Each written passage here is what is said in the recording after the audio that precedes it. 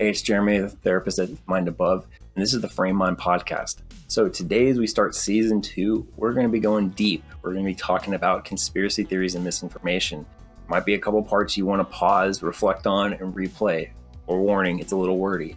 I wanted to get into this because I think it's important that we understand how the brain works, our thinking patterns, and how conspiracy theory is able to take advantage of systems in our own thinking. It's a lot of information, and I really hope it helps. And if you have questions, feel free to reach out. Stay tuned and enjoy. Thanks.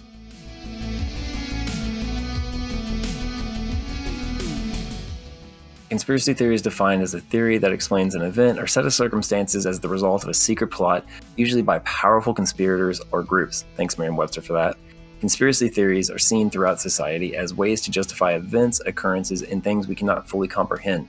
Conspiracy theory grows influence as it promises the means to satisfy a need for deeper understanding of conditions that led to an event or ongoing circumstances. This promise and knowledge provides us appeasement, as it often fulfills the unknown factors through speculation of secretive and shrouded malevolence, also known as bad actors. Examples of conspiracy theories and misinformation. A few examples and situations that have conspiracy theories and misinformation associated with them include Area 51, the moon landing, the assassination of President Kennedy, 9/11, Pizzagate, elections, flat Earth, QAnon, COVID-19 itself. There's lots of misinformation, including it is not as deadly as the common flu.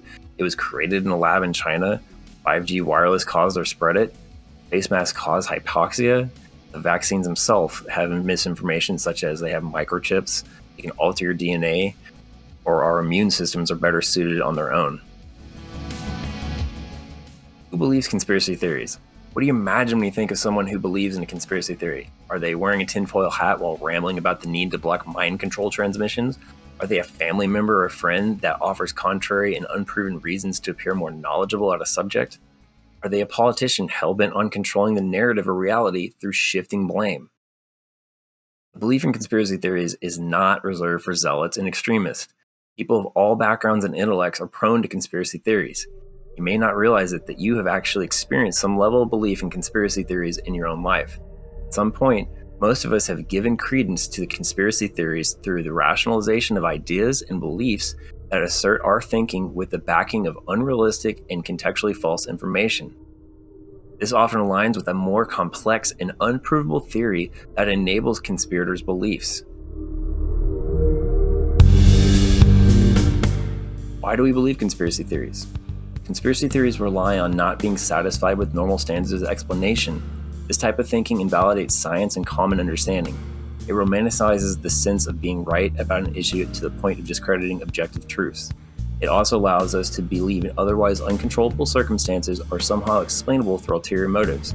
We can even rationalize the lack of evidence as the foundation of credibility for casting doubt and the notion of a cover-up. Well, according to Noam Svancer, PhD, conspiracy theories activate aspects of our brain's thinking that can make us susceptible to preposterous plots. Core aspects of the brain's underlying thinking affected by conspiracy theories. Well, number 1, fundamental attribution error, our tendency to prefer dispositional explanation versus situational ones. Bear with me. When we observe an event, we are much more likely to attribute it to some intentional internal motive than to circumstances and happenstance. Dispositional thinking. So, someone planned this for a purpose. This is uniquely satisfying to our minds as it attributes an occurrence to a larger, more complex rationale. Confirmation bias and belief perseverance. Confirmation bias refers to our tendency to become attached to our beliefs and desire to search for more and interpret information in ways that confirm our preconceptions.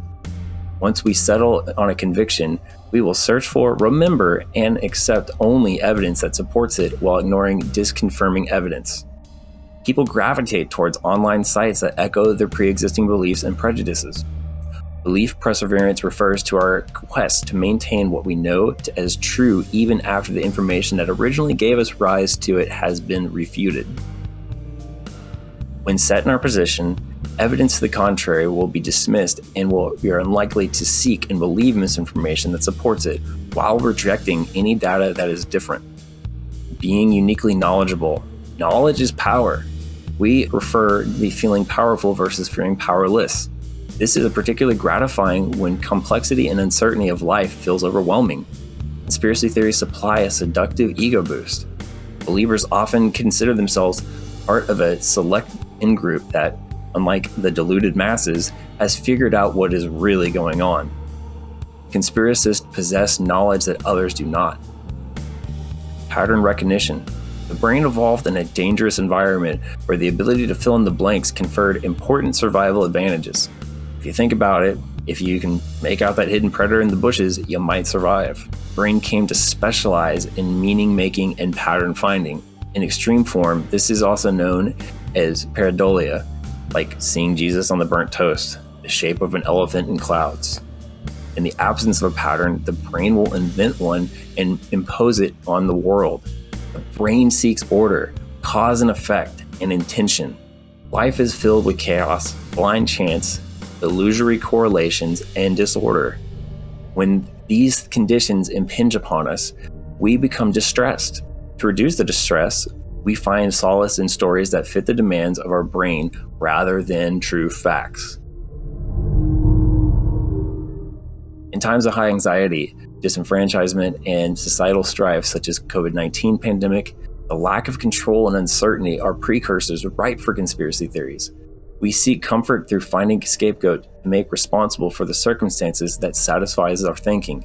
Since it feels more straightforward and explainable, it rationalizes that what has occurred as being controlled by someone or something identifiable. For example, people can assume if these bad guys weren't there, then everything would be fine.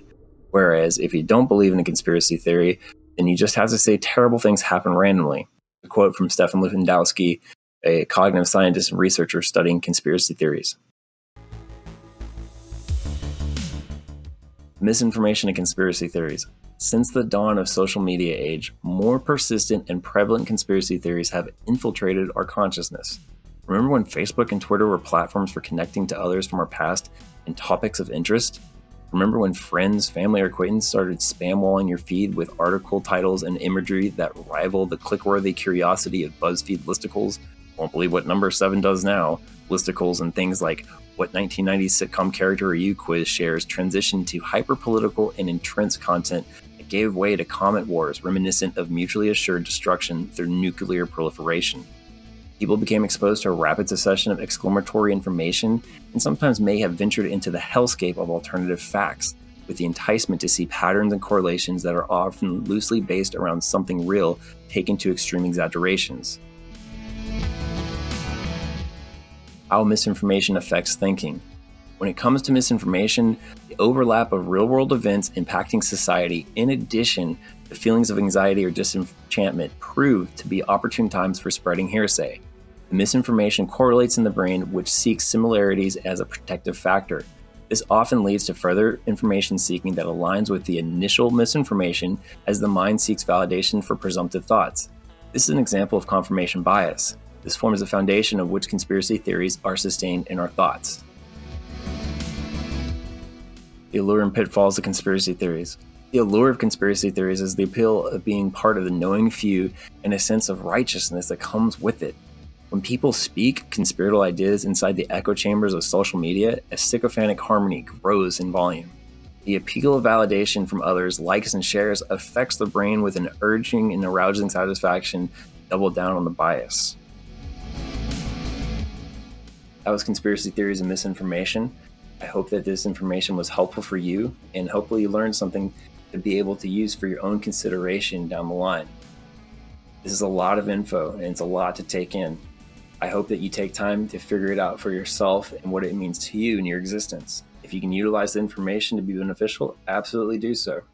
This information I share is information. The great thing about it is we can take it and we can use our skills to refine it and understand it better. But most importantly is seek out facts. Don't just echo. Take time to learn.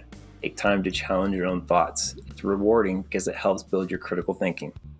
I wish you guys success, and thanks for tuning in, and stay tuned for more from the Frame Mind podcast. Thanks.